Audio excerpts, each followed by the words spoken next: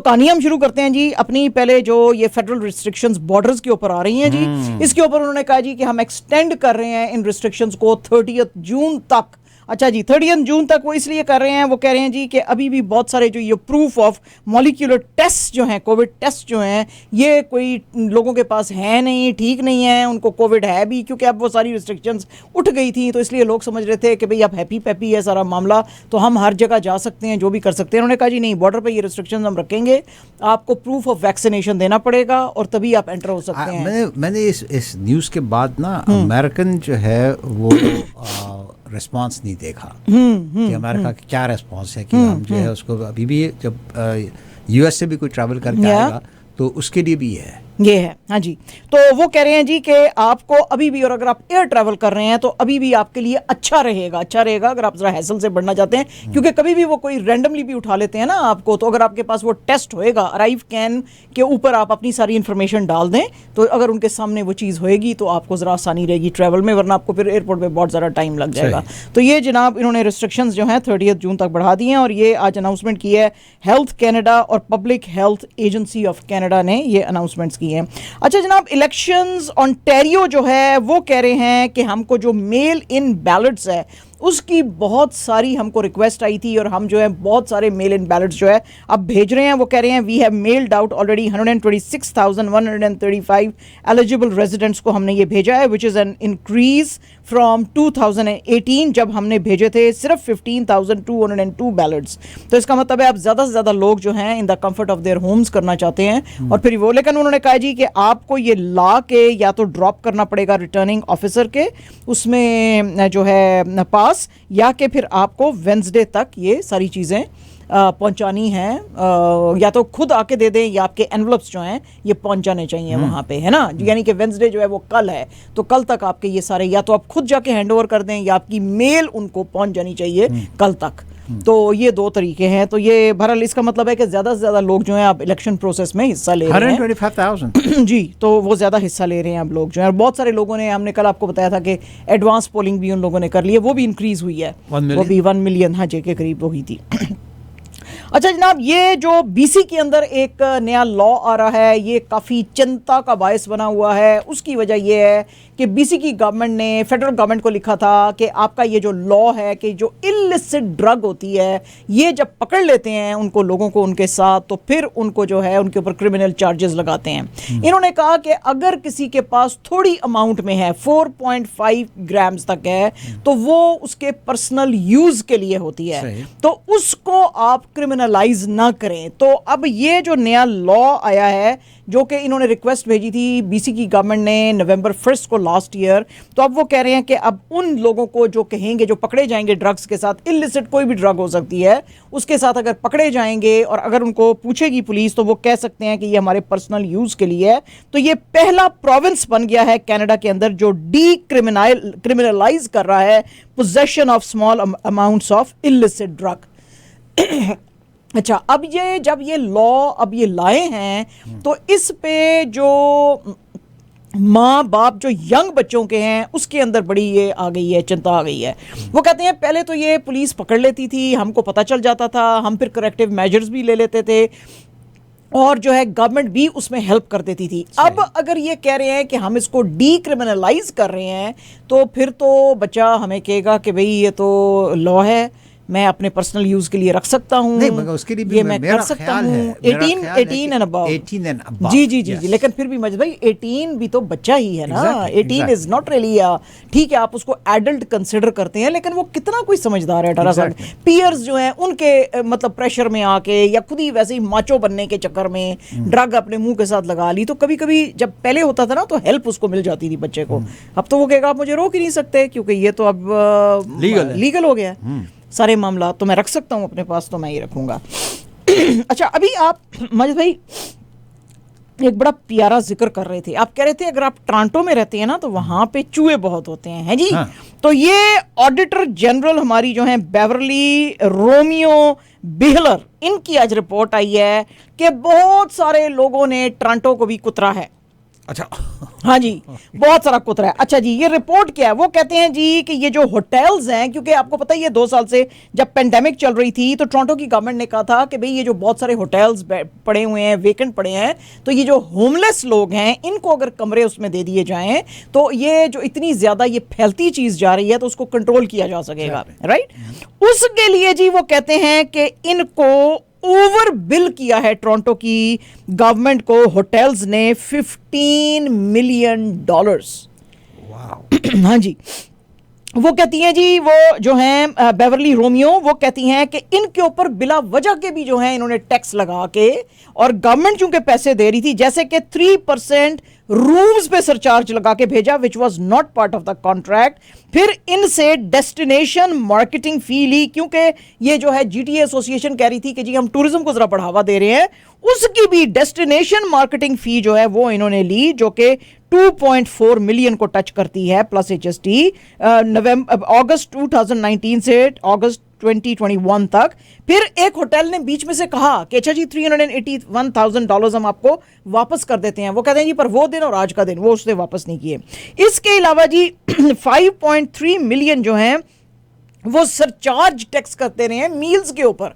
एक तो मील्स के ऊपर भी पैसे ले रहे थे, मील्स के ऊपर भी सरचार्ज लगाई हुई थी उसके ऊपर। ये देखो जरा, ये जो मतलब है अन्य खूह के अंदर जो पैसे नहीं, वो समझ रहे थे कि हम गवर्नमेंट से डील कर रहे हैं ना, गवर्नमेंट से डील कर रहे हैं तो और खींचो और खींचो। अच्छा, इसके अलावा वो कहते हैं जी कि सिटी ने ओवर $11,000 जो हैं वो सिर्फ केटरिंग स्टाफ के रेंट के लिए पे किए।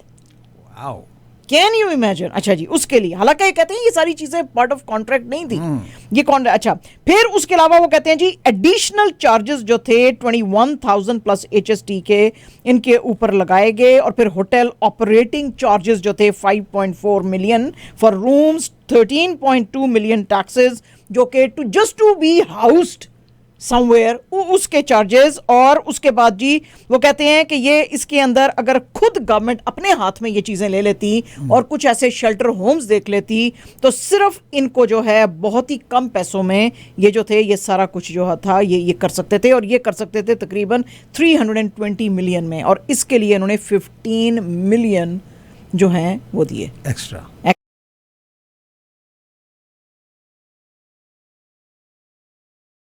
जी, तो ऐसे है जी, ये कहते हैं जी ये ओवर चार्ज किया इनको, तो वो ये इसके ऊपर आज जो है बड़ी ये आई है। तो इसका तो ऑडिट होगा ना फिर पूरा गवर्नमेंट का ऑडिट होगा। ये ऑडिटर जनरल ही हैं, ऑडिटर जनरल हैं, तो इसका जो है ये सारा वो करेंगे। तो ओवरऑल, सॉरी, ये उन्होंने कहा ओवरऑल इसने सिटी ने 320 मिलियन जो है इसके ऊपर स्पेंड किया, तो which could have been saved, you know, which could have been saved. अच्छा जी, इकोनॉमिक जो कंडीशन है कनेडा की वो अब ज़रा थोड़ी पितली होती जा रही है, क्योंकि जैसे जैसे दिन आगे जा रहे हैं और ये जो बैन लगाते जा रहे हैं रशिया के ऊपर, और भी आज आपके साथ वर्ल्ड रिपोर्ट्स बताएंगे, तो वो कहते हैं जी इकोनॉमिक ग्रोथ जो है Q1 में, फर्स्ट क्वार्टर जो है उसके अंदर ये काफ़ी स्लो रही है कंपेयर्ड विद एंड ऑफ 2021, और बैंक ऑफ कनाडा कह रहा है जी कि इसमें जाहिर है कि चीज़ें जो हैं ये एनर्जी की प्राइसेस और वो सारा कुछ शामिल हैं। और जनाब अब कल जो है हमारा ख्याल है कि कल वेंसडे को या थर्सडे को बैंक ऑफ कनाडा जो है अपने ओवरनाइट लैंडिंग रेट्स फिर से जो कि कल, हाँ जी, ये रिवाइज कर सकता है, तो कर सकता है, तो आपको हमने तो आपको पहले ही बता दिया था। स्टैट्स कनाडा ने, आपको पता ही है कि इन्होंने कुछ अर्सा पहले कही थी कि हम सोचते थे कि शायद हम कुछ ज़्यादा तरक्की करेंगे 3.56 से, लेकिन जो हमारी जीडीपी ग्रोथ थी वो 3.1% पे रही।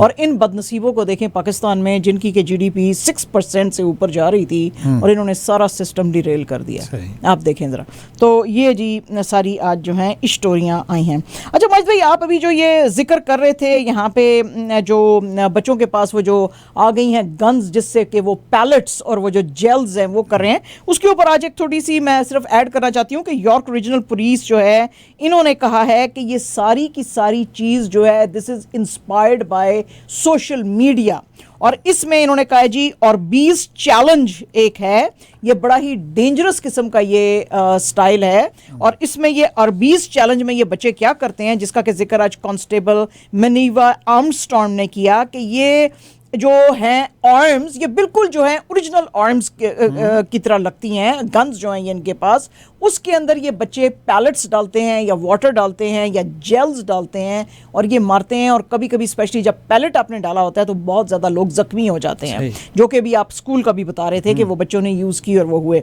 इसमें अब इन्होंने बहुत क्लियरली आज जो प्रेस कॉन्फ्रेंस की है उसमें इन्होंने कांस्टेबल मनीवा आर्मस्ट्रांग ने कहा है कि हम बहुत ज़्यादा ये आपको अभी से बता रहे हैं कि ये जो बच्चा ये यूज़ कर रहा है, क्योंकि जो पुलिस अफसर वहाँ पे होता है उसको पता नहीं है कि ये असली गन है कि नकली गन है, तो इसके बहुत सीवियर कॉन्सिक्वेंसेस आएंगे।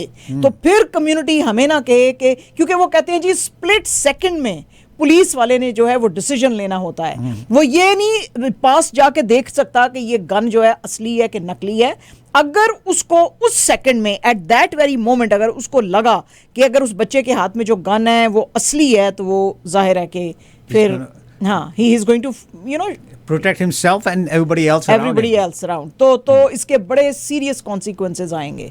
तो आप फिर जो है पुलिस को फिर उसका आप जिम्मेदार ना ठहराएं। अभी आपने 2 हफ्ते पहले ही सुना होगा कि दिल्ली के इलाके में जी जो है वहाँ पर एक शख्स, even though he was 27 years old, मगर उसके पास एक रेप्लिका गन थी जो पुलिस ने कहा कि ड्रॉप करो, उसने ड्रॉप नहीं करी तो शॉट या एग्जैक्टली ऐसे है। तो ये जो अभी स्कूल्स के अंदर भी हुए हैं जो बच्चों ने किए हैं, जो पैलेट, तो उसमें कितने जख्मी हो गए हैं ना, जख्मी हो गए, हॉस्पिटल में हैं वो बच्चे। तो ये पैलेट्स जो डालते हैं ना उससे बहुत ये होता है। अच्छा जनाब, हमने आपको थोड़े दिन पहले भी ये बात बताई थी, आज फिर से एक इंटरव्यू चल रहा था जिसमें कि daily bread food bank Toronto के CEO जो हैं नाइल हेदरिंगटन, उनसे इंटरव्यू लिया जा रहा था और उनसे पूछा जा रहा था कि फूड इनसिक्योरिटी जो है वो कितनी बढ़ती चली जा रही है। तो उन्होंने कहा है जी कि 160,000 क्लाइंट्स जो हैं हमारे, उन्होंने हमको पर मंथ वो आके अब हम विजिट हमें कर रहे हैं, compare to only 60,000 before pandemic. और उनके पास खाने के लिए पैसे नहीं हैं। और वो कहते हैं जी इसके अलावा भी हमको जो है upper room hospitality ministry in PEI जो है वो भी ये रिपोर्ट कर रही है कि 60% स्पाइक हो गया उन क्लाइंट्स में, उन लोगों में जिनके के पास फूड नहीं है और वो आ रहे हैं। और वो कह रहे हैं जी कि इसके अलावा कैलगरी फूड बैंक ने भी कहा है कि 9,500 हैम्पर्स हम जो है अब दे रहे थे, हमने दिए हैं अप्रैल के महीने में, विच इज़ 75% जो है वो ज़्यादा है और 75% उसके अंदर न्यू क्लाइंट्स भी हैं। और वो कह रहे हैं जी कि इस तरह जो स्टैट्स कनाडा की कुछ दिन पहले खबर आई थी कि 9.7% ग्रोसरी की प्राइसेस अप्रैल में ऊपर चली गई हैं। इन्फ्लेशन 6.8% को हिट कर रही है, which is 3 decades highest inflation. तो वो कहते हैं जी ये जैसे जैसे दिन आगे जाएंगे उसमें वैसे वैसे जो है जो फूड सिक्योरिटी इनसिक्योरिटी बढ़ती चली जाएगी, क्योंकि लोगों के और बहुत मसाइल हैं। उसके अंदर उन्होंने जिक्र किया है कि चूँकि घरों की प्राइसेस बहुत हैं, क्योंकि अब जो है ये मॉर्गेज के प्राइसेस बहुत चले गए हैं, गैस की प्राइसेस बहुत चली गई हैं, तो ये फूड इनसिक्योरिटी और बढ़ेगी।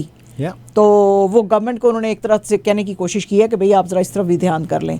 यूक्रेन से बड़ा प्यार दिखा दिया, अब आपने अपने बंदों पे भी जरा थोड़ा सा गौर कर लो आप, तो आप पता नहीं करेंगे कि नहीं करेंगे। ठीक है जी। अच्छा जनाब, स्टैट्स कनाडा की ये खबर है, and this news is dedicated to me, to people like me जी। Yes yes. तो जितने भी रेस्टोरेंट्स वाले हैं वो मुझे शुक्रिया बोलना अगर चाहते हैं तो बोल सकते हैं, because this news is dedicated. Stats Canada की इस रिपोर्ट के मुताबिक मार्च के महीने में रेस्टोरेंट्स ने बड़ा अच्छा बिजनेस किया है और अप्रैल के महीने में भी, थैंक्स टू मी है जी, जो बाहर के खाने लेते हैं और अपने रेस्टोरेंट्स को जो है वो सपोर्ट करते हैं ना माजिद भाई। हाँ ऐसे ही देखें ना, घर में आप गंदा सा खाना बना लें, कोई खाए भी ना, और देखें अल्लाह का रिस्क ज़ाया तो नहीं करना होता है ना, बिल्कुल नहीं करना होता आपने। तो अच्छी बात नहीं है कि आप रेस्टोरेंट को एक सपोर्ट करें, अच्छा खाना ले आएं, रज के खाएं फिर हैं। तो जनाब ये रिपोर्ट स्टैट्स कनाडा की आई है कि जी ये जो है मार्च के सेल्स जो हैं वो बहुत ज़्यादा ऊपर चले गए हैं for the first time after pandemic. ये इसमें जो इंक्रीज़ आया है 6.5% का आया है, और जो ईयर ऑन ईयर सेल्स हुई हैं they were 35% up compare to March 2021, 62.9% compared with March 2020। और वो कहते हैं जी कि इसके अंदर फूड जो था $6.8 बिलियन का बिका है। तो ये जो है बड़ी अच्छी न्यूज़ है। रेस्टोरेंट मगर आप ये भी देख लेना कि जो प्राइस ऑफ द फूड है वो बहुत ऊपर चली गई है, 35%। यस यस यस, बहुत ऊपर चली गई है, बहुत ऊपर चली गई है। आप ये कहेंगे मुझसे पूछें, आस्क मी। यस ठीक है। अच्छा जनाब, आज एक बड़े मज़े की बात की है और आप देखें ज़रा कि मतलब दुनिया कितनी बेबाक हो गई है, कुछ भी जो कहना चाहती है कहती है जी माजिद भाई हैं। हम तो इतने मासूमाना क्वेश्चन और वो करते हैं। इधर देखें ज़रा, आज ये देखें, ये सीनियर रशियन लॉ मेकर हैं, इनका नाम है ओलेग मोरोजोव। उनसे आज जी एक इंटरव्यू लिया जा रहा था। उन्होंने कहा ये जो कुछ आपके साथ नेटो कर रहा है, आपको दीवार के साथ लगा रहा है, आपके ऊपर सैंक्शंस लगा दिए हैं, अब वो कहते हैं आपसे हमको वो ऑयल भी नहीं चाहिए है और गैस के ऊपर भी लगा रहे हैं, तो आप इसके अंदर क्या सुझाव देते हैं? तो इन्होंने कहा आज कि ये जो नेटो का डिफेंस मिनिस्टर है ना जी, इसको मॉस्को को अगवा कर लेना चाहिए। हो। हाँ, इसको अगवा करके लाएं और इनसे पूछें कि पायन आपका जो वेस्ट है ये क्या प्लानिंग कर रहा है हमारे अगेंस्ट और क्या देने का सोच रहा है यूक्रेन को, तो फिर आपको समझ में आएगी कि दुनिया में क्या चल रहा है।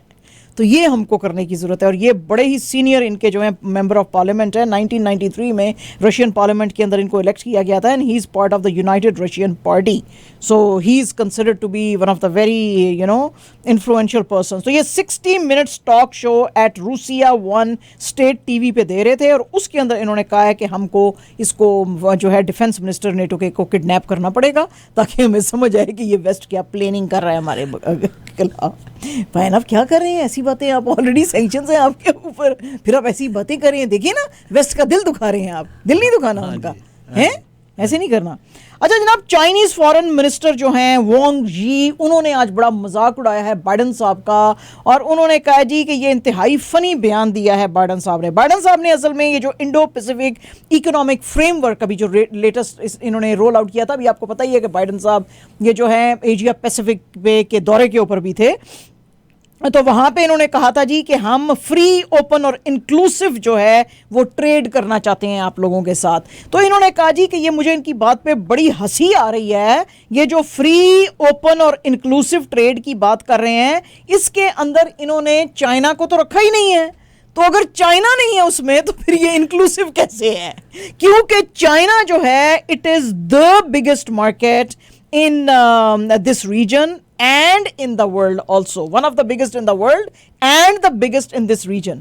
तो अगर ये आप कहते हैं जी हम करना चाहते हैं फ्री, ओपन, इंक्लूसिव, इंक्लूसिव कैसे है अगर सबसे बड़ा प्लेयर जो है रीजन का चाइना वो इसके अंदर इंक्लूडेड नहीं है? तो उन्होंने बड़ा इनका मजाक उड़ाया। वो फीजी में थे और असल में फीजी में जो थे ये इन्होंने इनको बाइडन साहब ने जो बाकी जो कुछ 14 कंट्रीज इन्होंने इनके ज्वाइन किया, इनका ये जो है सारा ये जो इकोनॉमिक फ्रेमवर्क है जो इंडो पैसिफिक इकोनॉमिक फ्रेमवर्क, उसके अंदर फीजी जो था 14th कंट्री था जिसने ज्वाइन किया था इनको। तो वो कहते हैं जी कि मैं तो बड़ा हैरान हूँ कि ये कैसी बातें करके गए हैं और जो है छोटे छोटे मुल्कों को अपने साथ जमा कर रहे हैं जिनके अंदर इतनी कोई स्ट्रेंथ ही नहीं है, यानी उनमें सा ही नहीं है, सा तो सिर्फ जो है वो हमारे जैसे जिन के अंदर है, जो कि बिल्कुल सही बात है। चाइना से बड़ा तो जिन कोई नहीं है इस इलाके में है। तो पायन आप तो खुद भी चाइना के कितने मकरूज हैं, तो फिर आप कैसे ये बातें कर रही हैं? तो फिर इसके लिए उन्होंने सही कहा है, फिर चाइनीज़ फॉरेन मिनिस्टर जो हैं उन्होंने कहा कि ये तो बड़ा मुझे मजाक लग रहा है बाइडन साहब का। हैं जी, हमें भी मजाक लग रहा है पायन ऐसे।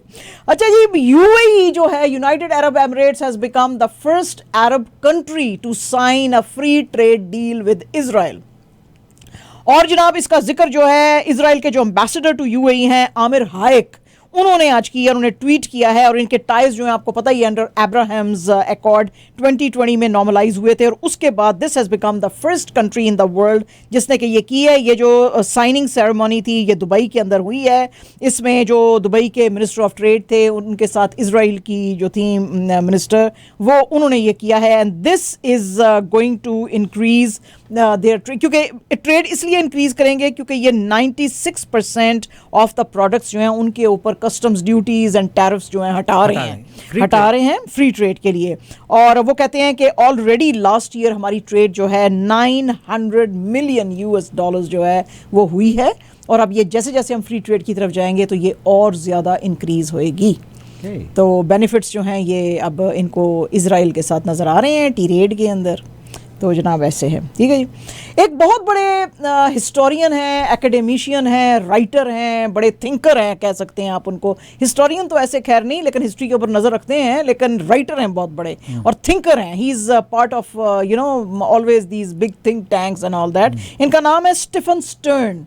इन्होंने आज एक बड़ी इंटरेस्टिंग स्टोरी लिखी है और इसका नाम है how Boris Johnson's refusal to take responsibility cheapens politics as a whole. अच्छा जी, इसके अंदर इन्होंने क्या कहा है स्टीफन स्टर्न साहब ने? स्टीफन स्टर्न साहब ने सू ग्रे, जो कि सिविल सर्वेंट हैं इसमें इंग्लैंड के अंदर, जिन्होंने कि ये जब डाउनिंग स्ट्रीट के ऊपर जो पार्टीज होती थी उसको बड़ा क्रिटिसाइज किया था, उससे बात की है और इन्होंने लिखा है, उन्होंने कहा जी कि ये बोरिस जॉनसन साहब जो है ना, ये जो गवर्नमेंट्स हैं यूरोप की, उनको बहुत ही बैड नेम दे रहे हैं। जैसे कि इनके हेडलाइन से ही लगता है कि he is responsible cheapens, he is cheapening politics. वो कहते हैं जी ये मतलब एक लीडर जो होता है वो कैसे होता है, जैसे कि सू ग्रे को भी इन्होंने कहा है कि सू ग्रे कहती है कि लीडर वो होता है जो कि चाहे ऑफिशियल होए जो है गवर्नमेंट के अंदर या किसी पॉलिटिकल पार्टी का हिस्सा होए, उसमें होना ये चाहिए कि वो जो करे उसको ओन कर सके, मिसाली हो, उसकी मिसाली हो, उसकी रिस्पॉन्सिबिलिटी ले सके। वो कहती है कि ये कैसे लीडर हैं, ये कैसे लीडर हैं कि जब जब जो बात करते हैं उसके ऊपर यू टर्न ले लेते हैं। ये पहले कहते हैं मैंने नहीं किया, फिर कहते हैं हाँ जी मैंने कर लिया है, फिर कहते हैं ये तो नहीं हो सकता, फिर कहते हैं हाँ हो सकता है। तो ये स्टीफन स्टर्न की आज जो स्टोरी है वो कह रहे हैं कि यूरोप में जो लीडर्स होते थे कभी किसी ज़माने में, उनकी हम खास तौर पे इंग्लैंड के कॉन्टेक्स्ट में, तो उनकी हम मिसाल देते थे कि ये हैं वो जो हमारे लीडर जिनकी तरफ वी लुक अपॉन देम, ठीक है, not look down upon them, look up upon them, right. तो वो कहते हैं जैसे कि विंस्टन चर्चिल थे जिन्होंने कि सेकेंड वर्ल्ड वॉर जिताई एक तरह से, तो वो कहते हैं कि इस तरह के लीडर से। अब ये जो है ये बड़े सरप्राइजिंग है बात। अच्छा, उन्होंने जब सू ग्रे से जब ये बात कर रहे थे ना, वो कहते हैं कि जब मैंने इनसे पूछा कि जी इनका बैकग्राउंड क्या है जॉनसन साहब का, क्योंकि ये कितनी ये डिग्रेड कर रहे हैं ब्रिटिश पॉलिटिक्स को, तो पाया ना आप भूल गए हैं आपके पहले प्राइम मिनिस्टर जो टोनी ब्लेयर ने क्या किए हैं, बेचारे को मस्कीन को खींच रहे पर इनका जो आर्टिकल है उनकी हम बात कर लेते हैं। वो कहती है, सू ग्रे कहती है, वो कहती है ये तुम लोग इतने सरप्राइज क्यों हो रहे हो, ये जो कुछ बोरिस जॉनसन साहब कर रहे हैं आप लोग इतना सरप्राइज क्यों हो रहे हैं? क्योंकि जब ये जर्नलिस्ट थे तो तब भी ऐसी हरकतें करते थे, ये लॉबिंग करते थे और इंतहाई झूठी और फिक्टिशियस जो हैं ये अकाउंट्स बना लेते थे of you know different kind of lives in Brussels, और एडिटर्स के साथ जब ये टेलीग्राफ में थे, डेली टेलीग्राफ में थे, तो इस तरह की बहुत सारी झूठी और फर्जी और इस तरह की बातें बना लेते थे। फिर वो कहते थे कि नहीं ये यानी गलती से मिस्टेक हो गई, और फिर इस तरह की बातें करते थे। तो वो कहते हैं कि ये कहते हैं जैसे कि ये जो डॉक्यूमेंट्री बना रहा था ये बंदा माइकल कॉकरेल, तो कहते हैं उसके अंदर तो सारा इन्होंने अपनी मिस्टेक्स मानी है कि हाँ ये मुझसे गलतियां हुई हैं। तो वो कहती है कि आप मुझे नहीं, स्टीवन स्टर्न को उसने कहा कि मुझे नहीं समझ आ रही कि आप लोगों को इतना अजीब क्यों लग रहा है कि ये आदमी जो है अगर कोई बातें कर रहा है और अपनी रिस्पॉन्सिबिलिटीज़ नहीं ले रहा, तो यू शुडंट बी सरप्राइज्ड। तो बहरहाल ये बहुत ही हार्ड हिटिंग किस्म का आज उनका ये आर्टिकल आया है ब्रिटिश प्राइम मिनिस्टर के ऊपर, तो अब ये पता चलेगा। अच्छा जनाब, कुछ लोग अभी भी कह रहे हैं जी नादानी में बैठे हुए हैं, नहीं जी रिसेशन हमें नज़र नहीं आ रहा। आज वॉशिंगटन पोस्ट की बैक टू बैक 2 रिपोर्ट्स हैं, एक बिल्कुल उनके टॉप पे है, उनके पेज पे अगर आप जाएंगे, और एक ज़रा थोड़ा नीचे करके रिपोर्ट है, और इसके अंदर बल्कि एक जो रिपोर्ट है उसकी तो हेडलाइन भी बड़ी ज़बरदस्त है। उसकी हेडलाइन ये है कि US officials misjudged inflation threat until it was too late. अच्छा जी, वॉशिंगटन पोस्ट की ये रिपोर्ट क्या कह रही है? वॉशिंगटन पोस्ट की ये रिपोर्ट कह रही है कि हमारे लीडर जो हैं वो सोते रह गए, जिसमें कि मुल्क के अंदर चीज़ें जो हैं वो ख़राब होती गई। इन्फ्लेशन इस वक्त मुल्क में 40 ईयर हाई है, अमेरिका के अंदर और यूरोप में दूसरी जगहों पे भी। गैस की प्राइसेस जो हैं वो आसमान को जो है वो छू रही हैं। वो कह रहे हैं कि नॉर्थ वेस्टर्न यूरोप में गैस की प्राइसेस $40 पर बैरल को जो है लास्ट वीक टच कर रही थी, और 250,000 टन्स जो हैं स्टॉक्स जो हैं they have plunged already. Diesel prices in US are touching at record $5.58 this month, Also, gas prices have topped $4.37. तो वो कह रहे हैं जी कि ये जो अमेरिका के अंदर सोने का मौसम है, ये सोने का मौसम चला गया है, अब जागने का मौसम आ गया है। ये जो इतने पैसे आप इधर उधर उधर उधर आप देते जा रहे हो, अपने मुल्क के ऊपर उसको स्पेंड करो और रहने दो। जैसे कि 40-40 बिलियन डॉलर्स इन्होंने जो है पास करवाए हैं कांग्रेस से कि जी हम यूक्रेन को देंगे। तो उसी के बैकग्राउंड में ये आज वॉशिंगटन पोस्ट की 2 आर्टिकल्स थी। उन्होंने कहा जी डाउ जोन्स फेल 200 पॉइंट्स जो हैं, और कहते हैं कि इनको वार्न करते रहे बाइडेन एडमिनिस्ट्रेशन को एक्सपर्ट्स कि चीज़ें जो हैं बहुत ज़्यादा खराबी की तरफ जा रही हैं, इन्फ्लेशन बढ़ रही है, लेकिन वो सोते रह गए। तो वो कहते हैं जी अब सोने का वेदर चला गया है। और शायद जी मजे की बात है कि अभी भी सो रहे हैं। अभी भी सो रहे हैं। तो उन्होंने आज फिर वॉशिंगटन पोस्ट की इन 2 रिपोर्ट्स ने भी इशारा ऑलरेडी सॉफ्ट लफ्जों में कर दिया है कि हम हौले हौले रिसेशन की तरफ जा रहे हैं। Yes, I believe that. तो जनाब ये कौन कह रहा है कि रिसेशन नहीं आ रहा? ठीक है जी, ना चल। अच्छा जी, आज बहुत बड़ा झटका लगा है एक स्पेशल काउंसिल जॉन डरहम जो थे अमेरिका में उनको, क्योंकि वो उनका पहला केस था जो कि वो प्रूव कर रहे थे ऑफ माइकल ससमन, जिनके के बारे में उन्होंने कहा था, ये लॉयर थे हिलरी क्लिंटन के 2016 में यूएस प्रेसिडेंशियल कैंपेन के अंदर, और ये कह रहे थे बार बार कि जी ट्रंप साहब जो हैं वो और रशिया जो है आपस में क्लूड कर रहे हैं। ये जो 2016 का जो इलेक्शन हो रहा था उसके अंदर, और काउंसिल जॉन डरहम जो है बहुत अरसे से इसके पीछे लगे हुए थे और फाइंड आउट करने की कोशिश कर रहे थे कि ट्रंप साहब और रशिया के बीच में जो है वो क्या टाइज हैं, और उन्होंने बहुत सारा काम किया था और वो इस बिल्कुल निच पे निकले हुए थे कि वो ट्रंप साहब को एक्सपोज करेंगे कि इन्होंने रशिया की जो है वो इंटरफेरेंस उसके अंदर कराई है। लेकिन बहरहाल जी यहाँ पे आज जो है इनको माइकल ससमन जो हैं उनको एक्विट कर दिया गया है, क्योंकि उन्होंने बहुत सारे FBI से झूठ भी बोले थे, तो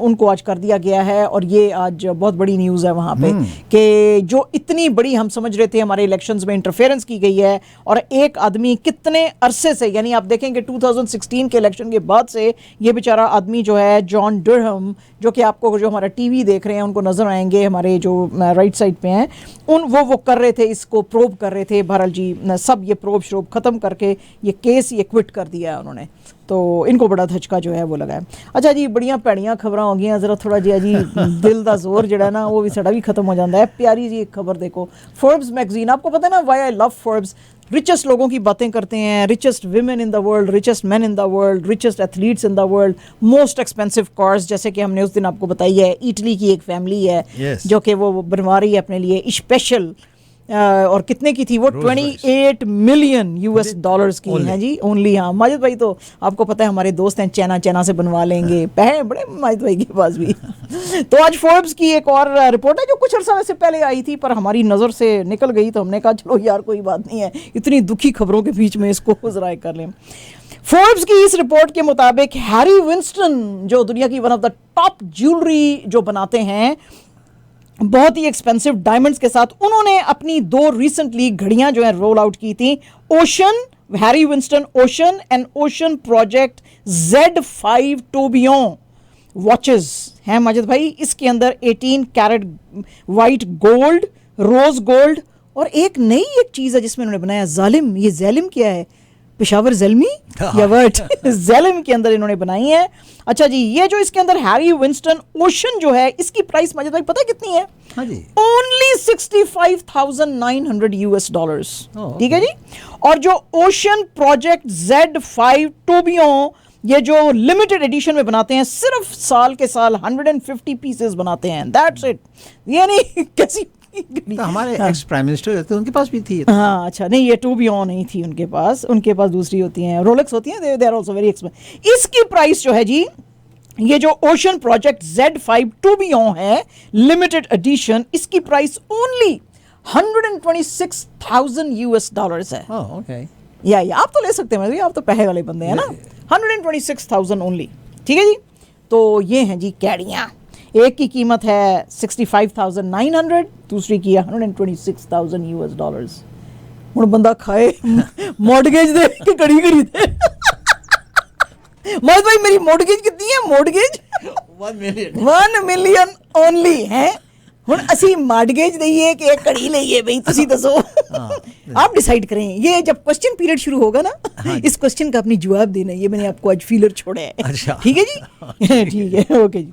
अच्छा जी 50 मेंबर एक जिरगा जो है कल पाकिस्तान से फ्लाई करके काबुल जा रहा है और इस जो है जिरगे को हेड कर रहे हैं एक्स सेनेटर मौलाना साले शाह साहब कर रहे हैं और वो कह रहे हैं जी इससे पहले भी हमने जिरगे किए हैं और ये जो है इसके अंदर 7 डिस्ट्रिक्ट्स जो हैं पाकिस्तान की southern and northern Waziristan, Orakzai, Kurram, Khyber, Mohammad Bajaur, Malakand division, इसके सारों के मेंबर्स हैं। हम इनके साथ जो है जाके बात करना चाहते हैं कि इसके में ये जो हमारे जो पाकिस्तानी तालिबान जो काबुल के अंदर रहते हैं उनके साथ हम बात करना चाहते हैं कि पायान या मारा मारी ना करो, प्यार नाल रहो हैं जी। इससे पहले जो था ये इनका सारों का जलसा जो है पेशावर के अंदर हुआ था और अब जो है ये सारे वहाँ पे जा रहे हैं। इसमें जो रिप्रेजेंटेटिव्स हैं वहाँ जो जा रहे हैं अफगानिस्तान, उसमें केपी के फॉर्मर गवर्नर हैं इंजीनियर शौकत उल्ला खान, सेनेटर दोस्त मोहम्मद खान महसूद, सेनेटर हिलाल महमद और जमाल साहब और इस तरह के बहुत सारे और जो हैं लोग हैं जो कि जा रहे हैं। तो अल्लाह करे अच्छी को इसमें से बात है। ठीक है, ऐसे है ये है। तो ये अफगानिस्तान के अंदर जो है अब ये टॉक शुरू होंगी क्योंकि और भी बहुत सारे मसले हैं जो कि यानी कि बार बार हम अमेरिका कहता है ना टेररिज्म हो रही है, ये हो रहा है, वो हो रहा है, तो उसके ऊपर ये बात करेंगे। अच्छा जी कांग्रेस के जो लीडर हैं शशि थरूर साहब जिनसे मेरा बड़ा प्यार है आपको पता ही है, वो जो है उन्होंने आज लोकसभा के स्पीकर जो हैं ओम बिरला साहब उनको कहा है कि भाई what is going on here है जी। वो उन्होंने क्यों कहा है ये, उन्होंने ये इसलिए कहा है कि सीबीआई ने उनके मुताबिक जो है बड़ी वायलेशन दिखाई है और ये जो नोट्स होते हैं पार्लियामेंट्री स्टैंडिंग कमेटी की जो आईटी की जो कमेटी है जिसको कि ये हेड करते हैं और उसके अंदर एमपी कीर्ति चिदम्बरम है, तो वो कहते हैं जी कि ये सारे जो पेपर्स और नोट्स जो होते हैं ये सीक्रेट होते हैं, ये लोगों को दिखाने के लिए नहीं होते हैं। तो इस तरह से कोई भी प्रोबिंग एजेंसी बगैर किसी वजह के आके उनको उठा के नहीं लेके जा सकती है, सीज नहीं कर सकती है, क्योंकि ये हाईली कॉन्फिडेंशियल चीजें होती हैं जो सिर्फ अगर पार्लियामेंट अगर हाउस हमसे पूछता है तो हाउस को हम सिर्फ दिखा सकते हैं ऑन नेशनल इंटरेस्ट पे अगर कोई बात आए तो। वो कहते हैं जी इससे पहले जो कीर्ति चिदम्बरम है उन्होंने भी ये कहा था, स्पीकर साहब को लेटर लिखा था कि भाई ये सीबीआई को रोकें, ये ना ये पेपर्स लेके जाए, ये गवर्नमेंट से रिलेटेड डॉक्यूमेंट्स हैं और कोई जवाज नहीं बनता एक इस तरह की एजेंसी का ये चीजें उठा के लेके जाने के लिए। तो आज बहुत भड़के हुए थे थरूर साहब, उन्होंने कहा कि you have blatantly disregarded every constitutional procedure और उसके अंदर आपने ये ग्रेड्स की हैं, कीर्ति के घर पे भी की हैं और यहाँ पे भी की हैं और ये आप उठा कर लेकर गए हैं। तो आज इन्होंने गवर्नमेंट को जो है बहुत खींचा है। द हिंदू की आज एक रिपोर्ट है जी और इस हिंदू की रिपोर्ट के मुताबिक, यानी हिंदू जो है उनका बहुत बड़ा न्यूज़पेपर है, द हिंदू की रिपोर्ट के मुताबिक बहुत सारे हिंदुस्तान के की जो कर्नाटका स्टेट है उसके स्कॉलर्स और एजुकेशनिस्ट जो हैं ये जो सेफ्रोनिज्म जो चल रहा है हिंदुस्तान के अंदर अंडर बीजेपी गवर्नमेंट, इससे बड़े नाराज हैं और इन्होंने रिजाइन कर दिया है। उसकी वजह क्या है कि कुछ अर्सा पहले कनाडा के अंदर जो है ये 6 से 10th और कर्नाटका में 6 से 10th और जो ये 1 से जो ये जो थी टेक्स्ट बुक्स जो थी इसके अंदर बहुत सारे चैप्टर्स जो कि फ्रीडम फाइटर्स भगत सिंह, मैसूर के जो रूलर थे Tipu Sultan, Liaquat, social reformer Basavanna, Dravidian movement के पायनियर जो थे पेरियर और रिफॉर्मर नारायण गुरु जो थे, इन सब के चैप्टर्स निकाल के आरएसएस के जो फाउंडर हैं केशव बलिराम हजवार उनकी जो हैं चीज़ें लगा दी हैं। इसके अलावा बहुत सारी जो रेवोल्यूशनरी शायरी थी वो शायरी भी निकाल दी है। तो ये सारे स्कॉलर्स और एजुकेशनिस्ट जो हैं इनमें से बहुत सारे जिनको के पुरस्कार भी दिए गए थे यानी कि अवार्ड्स दिए गए थे, नेशनल अवार्ड्स, उन्होंने वो भी लेने से ना कर दिए हैं। इसके अंदर जो हैं बहुत सारे जो लोग हैं वो हैं जैसे कि देवनूरा महादेवा, रामाकृष्णन नागराजा और इसके अंदर और एजुकेशनिस्ट हैं वीपी नारायण जरन धाया और इस तरह के बहुत सारे बड़े बड़े नाम जो हैं। उन्होंने कहा जी ना तो हमको आपका पुरस्कार चाहिए और ना ही हम आपके साथ अब काम कर सकते हैं, इसलिए कि आप एजुकेशन का जो सेक्टर है उसको भी अब आप पोलिटिसाइज कर रहे हो, उसके अंदर भी आप वो टॉपिक्स लगा रहे हो जो कि हमारे हीरोज़ को निकाल के जो कि बच्चों को हम नहीं पढ़ाना चाहते हैं। तो ये आज काफ़ी वहाँ पे शोर मचा है। पाकिस्तान के प्राइम मिनिस्टर जैसे कि हमने आपको कल बताया था जी शहबाज शरीफ साहब वो टर्की अब पहुँच गए हैं 3 डे उसके ऊपर ऑफिशियल विजिट के ऊपर, और वहाँ पे जो टर्किश डिफेंस मिनिस्टर थे हुलूसी अकार, उन्होंने इनको अंकरा एसबोगा एयरपोर्ट जो है उसके ऊपर इनको किया था, रिसीव किया था। इनके साथ हैं defence minister Khawaja Asif, information and broadcasting minister Maryam Aurangzeb, minister for investment board Chaudhry Salik Hussain, और इनके जो स्पेशल असिस्टेंट्स हैं प्राइम मिनिस्टर साहब के तारिक फ़तमी और फ़हद हुसैन, और इसके अलावा जो बीबी जरदारी साहब जो फॉरेन मिनिस्टर हैं पाकिस्तान के, वो तो कल ही पहुंच गए थे, तो आज उन्होंने इस डेलीगेशन को जनाब ज्वाइन किया है। तो अब पता नहीं अब ये क्या खास बात करने आए हैं, इधर देखेंगे अब हम। फेडरल गवर्नमेंट जो है जी उसने आज एक कमेटी सेटअप की है जो कि जिसको हेड किया टर्की जाने से पहले प्राइम मिनिस्टर साहब ने, और इसके अंदर जो है उन्होंने बड़ा नोटिस लिया इस बात का, क्योंकि कल केपी के जो चीफ मिनिस्टर हैं महमूद खान, उन्होंने जब कल पेशावर में लॉयर्स कन्वेंशन हो रहा था तो उसमें कहा था कि इमरान खान साहब को नेक्स्ट जलसे में जो भी कोई हेल्प चाहिए होगी तो हम उसको पेशावर से, यहाँ से केपी से देंगे। तो इसके ऊपर जी प्राइम मिनिस्टर साहब ने बड़ा एक्शन लिया है। उन्होंने कहा है जी कि ये बिल्कुल स्टेट की मशीनरी को हम यूज़ नहीं करने देंगे एक आदमी के लिए। इसके अलावा जो इमरान खान साहब का एक इंटरव्यू भी रिसेंटली आया था, उन्होंने कहा कि हाँ मेरे साथ जो कुछ लोग थे शायद उनके पास आर्म्स थे, तो उन्होंने कहा कि अगर उनके पास आर्म्स थे तो इसका मतलब है कि ये मुल्क के अंदर एनार्की फैलाने के लिए निकले हैं, जो कि हम नहीं करने देंगे इनको।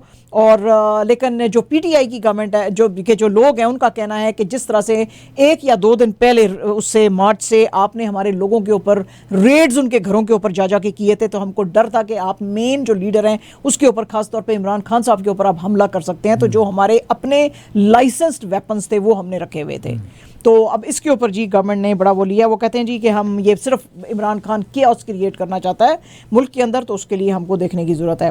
पीएमएलएन की जो वाइस प्रेसिडेंट हैं मरियम नवाज साहिबा, उन्होंने कहा है कि ये इंतहाई हट धर्म आदमी है इमरान खान, और ये कंट्री को तबाह कर रहा है, और ये जो है टेररिस्टों से भी ज़्यादा डेंजरस है।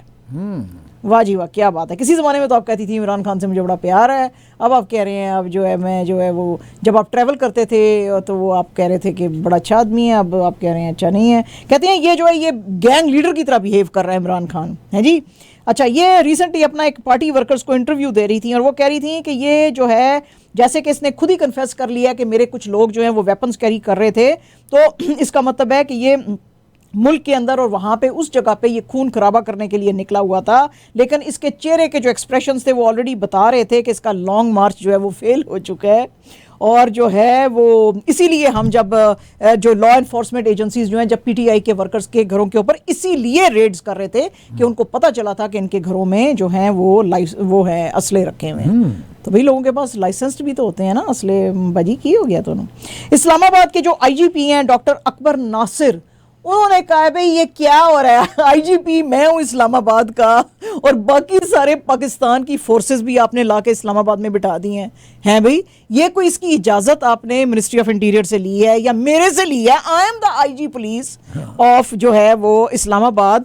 वो कह रहे हैं जी यहाँ पे जो है फ्रंटियर कांस्टेबली के भी लोग बैठे हुए हैं, यहाँ पे जो है एफसी इसके आज़ाद जम्मू और कश्मीर के भी वो पुलिस जो है वो बैठी हुई है, केपी की भी बैठी हुई है, रेंजर्स भी बैठे हुए हैं, और ये सारे जो हैं ज़्यादातर बनी गाला का जो रेजिडेंस है इमरान खान साहब का उसके बाहर बैठे हुए हैं। तो भाई इस्लामाबाद पुलिस फिर क्या करे, अंडे दे?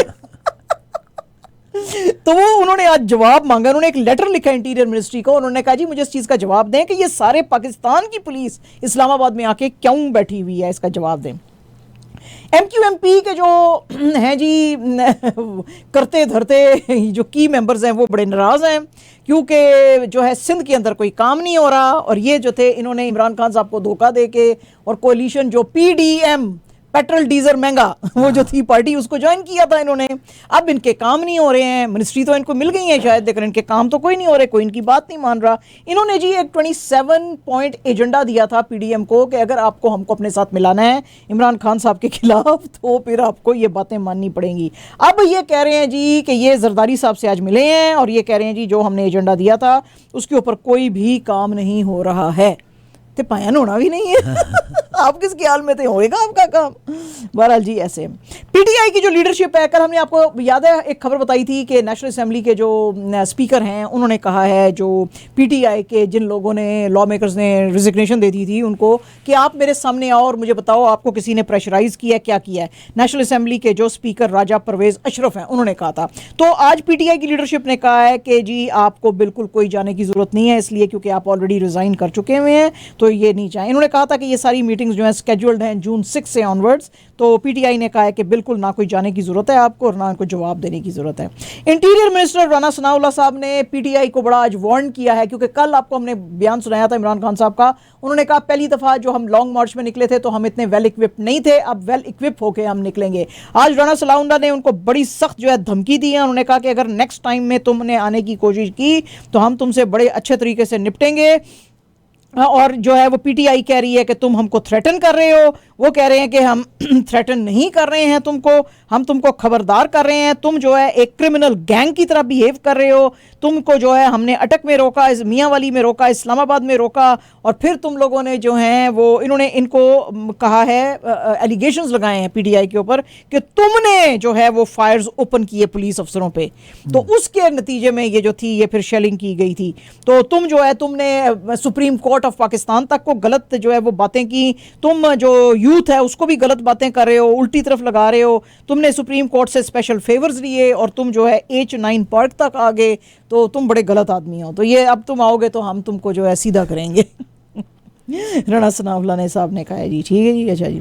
अच्छा जनाब, special court for control of narcotic substances in Lahore जो है, उन्होंने हमारे इंटीरियर मिनिस्टर राणा सनाउल्लाह साहब को बुला लिया है। उन्होंने कहा सर, उन्होंने कट्टा खोल दिया है। उन्होंने कहा सर आपके ऊपर जून 25 में लास्ट ईयर आपके ऊपर ड्रग्स का केस एक बना था, उसके ऊपर जब भी आपको बुलाया गया है तो आपका जो लॉयर है वो कह देता है ओ नहीं वो बड़े बिजी हैं, वो जो है इंटीरियर मिनिस्टर हैं वो इस्लामाबाद में है। लाहौर हाई कोर्ट ने कहा जी हैं कि नहीं है, ये प्रीवियस गवर्नमेंट ने एंटी नारकोटिक्स फोर्स ने क्लेम किया था कि आपके पास से 15 किलोग्राम हेरोइन आपकी गाड़ी में से निकली थी, तो उसका आप आके जनाब जवाब दें, और अगर आपने ना दिया तो फिर आपके खिलाफ एक्शन लिया जाएगा।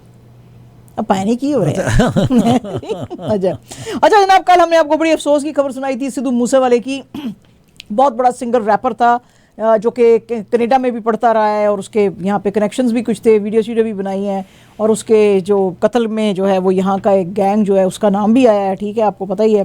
तो आज जो सिंगर दलेर मेहदी साहब हैं उन्होंने आज बड़े अफसोस का इजहार किया। उन्होंने कहा मैं इसके गाने मैंने पर्सनली सुने तो नहीं है, लेकिन ये मैंने सुना है कि बड़ा पॉपुलर था, लेकिन मेन बात उन्होंने गवर्नमेंट को कही है कि भाई आपको जो है ध्यान देने की ज़रूरत है कि इस तरह के बच्चे जो कि गाने और लिरिक्स बनाते हैं जिसमें कि गन्स को और ड्रग्स को और गन कल्चर को प्रमोट किया जाता है, उसको कंडेम करने की आपको ज़रूरत है, क्योंकि ये कल्चर जो है ख़राब करता है। उसमें फिर इस तरह के गानों में फिर औरत के खिलाफ जो है गंदी जो है वो लैंग्वेज यूज़ की जाती है। तो आप इन सॉन्ग्स को वार्निंग दें और इनको आप रोका करें, तभी ये ड्रग्स और गैंग का जो कल्चर है इसको रोका जा सकता है। सही। ऐसे सलमान खान साहब की जनाब सिक्योरिटी टाइट कर दी गई है। कुछ अर्सा पहले आपको पता ही है कि उनके ऊपर एक केस किया गया था, और उस केस में कहा गया था वो जो गए थे एक इलाके में और उन्होंने जाके वो कुछ बर्ड्स मारे थे, तो उसके ऊपर ये जो गैंगस्टर था कनाडा बेस्ड गोल्डी ब्रार, इसका जो एक स्पेशल एड था, उसने कहा था कि जनाब आपको, मैं सलमान खान साहब को धमकी दी थी कि मैं आपको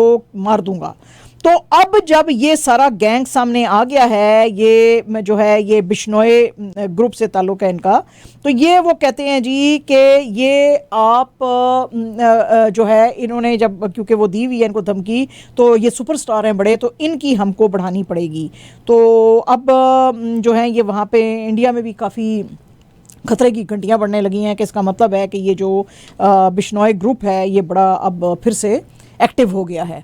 तो और इन्होंने धमकी भी दी हुई है सलमान खान साहब को, तो कहीं हमारे सल्लू भाई को कुछ हो ना जाए, हैं जी। सलमान खान साहब जो हैं जी, उनके एक बॉडी डबल जो कि कुछ अर्सा पहले इनके पास आए थे, जिन्होंने कहा था कि अल्लाह के बाद इस आदमी ने, ये देखें माजिद भाई, अल्लाह के बाद इस आदमी ने मुझे जो है वो मदद दी थी, तो बड़ा मेरा प्यार है। तो आज उसकी एक तस्वीर जो है सलमान खान साहब ने शेयर की है एक दफ़ा फिर से, तो इस पर लोगों ने कहा है कि ये तो दोनों भाई भाई लगते हैं, ये सेम लगते हैं। ये उस वक्त मिले थे सलमान खान साहब से जब ये राधे अपनी फिल्म बना रहे थे मोस्ट वांटेड भाई, तो ये राधे के सेट पे आके ये मिला था, तो उसने कहा था विद भाईजान ऑन राधे सेट। तो अब ये फिर आके मिला है, तो लोग कह रहे हैं ये तो बिल्कुल वाकई सेम सेम लग रहे हैं दोनों, हैं एक जैसी बिल्कुल शक्लें हैं। फिल्म मेकर विवेक अग्निहोत्री जिन्होंने के अभी कश्मीर फाइल्स बनाई थी, उन्होंने आज जो है ब्रिटिश गवर्नमेंट को जो है बड़ी दुहाइयाँ दी हैं। उन्होंने कहा जी कि तुम्हारी 2 यूनिवर्सिटियां जो है मेरे साथ बड़ा बुरा बर्ताव कर रही हैं। हुआ ये था कि ये निकले हुए हैं यूरोप के टूर के ऊपर और इनका लेक्चर था कैम्ब्रिज यूनिवर्सिटी के अंदर। जब वहाँ पे गए तो इनको कहा गया कि आप कैम्ब्रिज के अंदर आपने इंतहाई ख़राब फिल्म बनाई है जो कि लोगों को जिसने हर्ट किया है, तो आप यहाँ पे लेक्चर नहीं दे सकते। उसके बाद इनका जो था लेक्चर ऑक्सफोर्ड यूनिवर्सिटी में था, तो उधर भी उनको कहा गया कि नहीं आप ऑक्सफोर्ड यूनिवर्सिटी में भी नहीं आ सकते हैं। तो आज उन्होंने अपने ट्विटर पे लिखा है कि ये हिंदू फोबिया हो गया है यहाँ पे जो कैम्ब्रिज और ऑक्सफोर्ड में है। खासतौर पे उन्होंने और बड़ा हिट किया, उन्होंने कहा कि ऑक्सफोर्ड की जो यूनियन का हेड है वो एक पाकिस्तानी है और बाकी के जो स्टूडेंट्स हैं यूनियन में बहुत सारे वो कश्मीरी हैं। तो ये पाकिस्तानी और ये कश्मीरी जो हैं ये मुझे नहीं आने दे रहे हैं और ये मुझे इन यूनिवर्सिटियों के अंदर आके लेक्चर नहीं देना कर रहे हैं। वो कहते हैं कि क्यों हिंदू जीनोसाइड या कि उनका जो है वो उसकी बात हमको नहीं करनी चाहिए, तुम्हारी खाली मुसलमानों के जीनोसाइड की बात करनी चाहिए। तो ये कैसे ये यूनिवर्सिटीज़ बड़ी जो हैं मेरे लेक्चर्स को रोक रही हैं। तो उन्होंने अथॉरिटीज़ को कहा है कि जी इनको ये जो मुझे रोक रहे हैं इनको आप पकड़ो और मुझे आने दो। आफा जी आपको केके के बारे में तो बता ही चुकी हैं, ये दे रहे थे एक कॉन्सर्ट कोलकाता में, जब एकदम से ये गिर गए और इनको कोलैप्स कर गए। तो कोलकाता का ही जो CMRI हॉस्पिटल है वहाँ पे इनको एकदम से रश किया गया, लेकिन हॉस्पिटल अथॉरिटीज़ का कहना है जी कि जब तक ये हॉस्पिटल आए इनकी डेथ हो चुकी थी। अब अभी तक ये कॉज पता नहीं चला है कि हार्ट अटैक था कि क्या, लेकिन जब और चीज़ें सामने आएंगी तो फिर हम आपके सामने। बहुत ही मशहूर हैं ये सिंगर केके, तो ये कृष्णा कुमार कुन्नत तो बहुत अच्छा गाते हैं ये, अगर आपने इनके गाने सुने हैं तो। बांग्लादेश के जो टेस्ट कैप्टन हैं मोमिनुल हक, सिर्फ 30 ईयर्स उनकी एज है, लेकिन उन्होंने आज रिज़ाइन कर दिया है कैप्टनशिप से।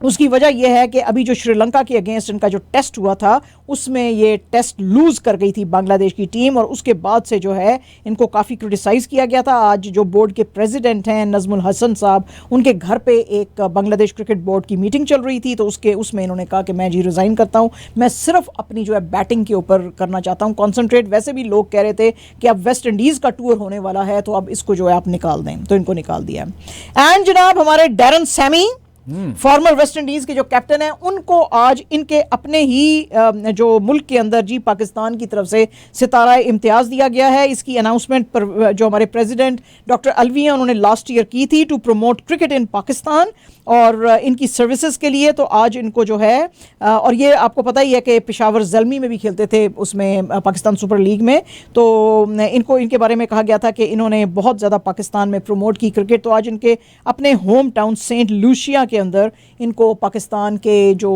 हाई कमीशन के ऑफिशियल्स हैं उन्होंने इनको आज सितारा इम्तियाज़ दिया। तो उन्होंने कहा जी मैं दुनिया सारी में खेलता हूँ और मैं बड़ा इंजॉय करता हूँ, there are amazing places and Pakistan definitely is one of them, it makes me feel like home. तो it's such an honor to get this prestigious award.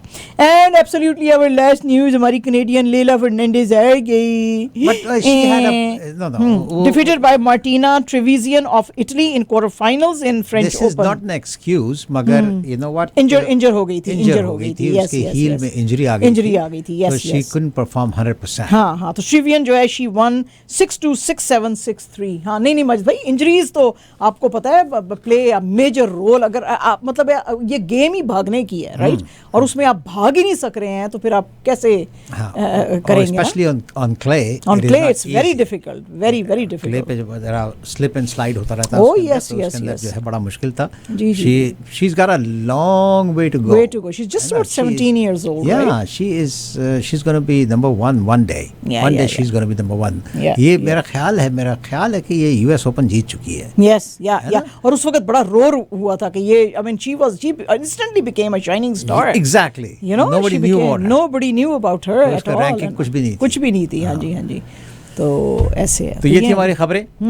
सब जैसे हमने कल किया था, आज भी अगर आपने